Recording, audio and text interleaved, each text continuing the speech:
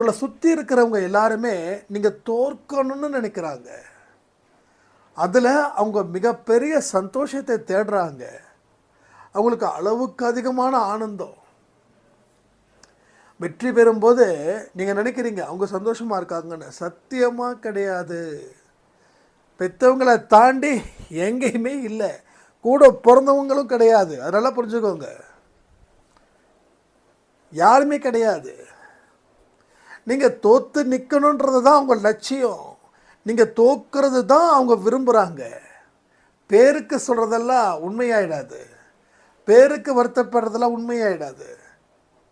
நீங்கள் தோத்துட்டிங்கன்னா அவங்க வீட்டில் ஒரு பார்ட்டி நடக்கும். நீங்கள் ஜெயிச்சிட்டிங்கன்னா அந்த வீடு சோகத்தில் ஆழ்ந்து நிற்கும். இது உண்மை.